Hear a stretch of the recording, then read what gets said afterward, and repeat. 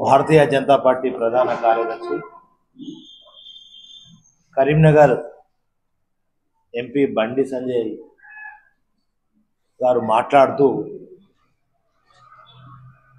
కేసీఆర్ గారి కుటుంబాన్ని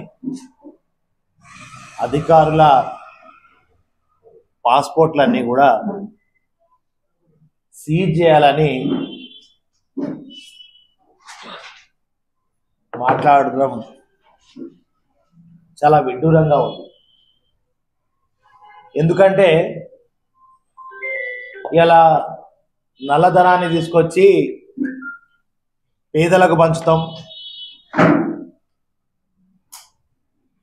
15 లక్షల రూపాయలలో అకౌంట్లలో వేస్తామని చెప్పినటువంటి భారతీయ జనతా పార్టీ నాయకులు ఇవాళ కేసీఆర్ గారి మీద అవినీతి ఆరోపణలు చేస్తూ పాస్పోర్ట్లనే సీజ్ చేయాలని మాట్లాడడం అసలు ఎన్ని అబద్ధాలు మాట్లాడతాడంటే బండి సంజయ్ నాకు ఒకటే గుర్తుకొస్తుంది. ఇవాళ భారతీయ జనతా పార్టీలో ఉన్నటువంటి సీనియర్ నాయకులందరూ కూడా బండి సంజయ్ ఎంపీ కాగానంటే పుస్తమట్టలు కూడా లేవు, పుస్తమట్టలు అమ్ముకొని ఎంపీగా పోటీ చేసినటువంటి బండి సంజయ్ చాలా అవినీతి పాల్పడ్డాడు కనుక 100 కోట్లు సంపాదించుకున్నాడు, 1000 కోట్లు సంపాదించుకున్నాడు కనుక ఆయనకు టికెట్ ఇవ్వద్దని ఇలా భారతీయ జనతా పార్టీ సంబంధించినటువంటి సీనియర్ లీడర్లందరూ కూడా మాట్లాడుతుంటే ఈయనేమో మొన్న కరీంనగర్లో అసెంబ్లీలో ఓడిపోయి ఇక ఏం మాట్లాడితే కేసీఆర్ గారి మీద గట్టిగా మాట్లాడితే ఏదోటి మాట్లాడితే తప్ప నాకు ఎంపీ సీటు ఇచ్చేటట్టు లేరని చెప్పి ఇవాళ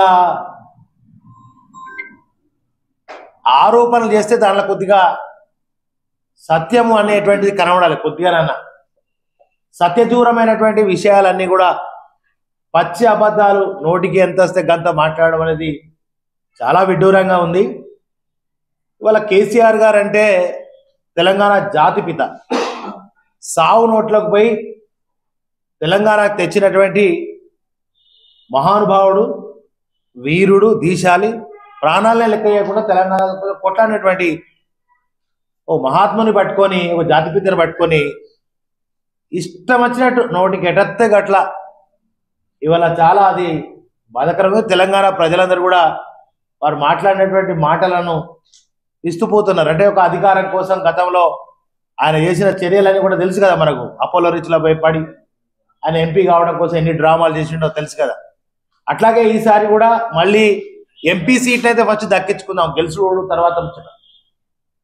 ఎంపీ సీట్ని అయితే ఎట్లా దక్కించుకోవాలంటే కేసీఆర్ ఆరోపణలు చేస్తేనే, అది అన్ని అబద్ధాలు చెప్పి ఏదోటి గతంలో మాట్లాడినట్టు మాయ మాటలు చెప్తేనే ఆయనకు సీట్ వస్తుంది అనేటువంటి ఉద్దేశపూర్వకంగా నేను మాట్లాడినట్టుగా నేను భావిస్తా ఉన్నాను. మరి అదే కాకుండా ఇవాళ దేశాన్ని కొల్లగొట్టి దేశ ప్రజల సొమ్మును దోచుకొని దోపిడీదారులంతా ఇలా లండన్ లాంటి విదేశాలలో వాళ్ళు పోయేటట్టు వాళ్ళు ఎంకరేజ్ చేసి వాళ్ళకు మద్దతుగా నిలిచి చేసింది ఎవరు? భారతీయ జనతా పార్టీ కాదా? ఇవాళ నీరవ్ మోడీ ఉన్నాడు, ఆయన ఎందుకు పోయిండు? ఎన్ని వేల కోట్లు, ఎన్ని లక్షల కోట్లు, ఎన్ని మిలియన్ డాలర్లతోటి ఆయన అక్కడ ఉన్నాడు. మరి మాల్యా ఉన్నాడు కదా, మరి ఆయన కూడా దేశాన్ని ఎంత, దేశ ప్రజలంతా దోచుకొని ఏ దేశంలో ఉన్నాడు? వారి పాస్పోర్ట్లు వాళ్ళు ఎందుకు సీజ్ చేయలే? వాళ్ళ పాస్పోర్ట్లు కదా సీజ్ చేయాల్సింది. మరి వాళ్ళ తిరిగి దేశానికి రప్పించి మీరు ఏదైతే దేశ ప్రజల అకౌంట్లలో 15 లక్షల రూపాయలు వేస్తా అన్నారో వాళ్ళని తిరిగి రప్పించి ట్రిలియన్ డబ్బులన్నీ కూడా, లక్షల కోట్ల రూపాయలన్నీ కూడా ప్రజల సొమ్మును దోచుకుపోయిన వాళ్ళని తిరిగి రప్పించి ప్రజల అకౌంట్లలో పైసలు వేయాలి మీకు దమ్ముంటే, చిత్తశుద్ధి ఉంటే. అది కాకుండా ఇలా కొట్లాడి ప్రాణాలను తెగించి కేసీఆర్ గారు తెలంగాణ తెచ్చిన తెలంగాణ దేశానికి ఒక రోల్ మోడల్గా ఉండి కన్న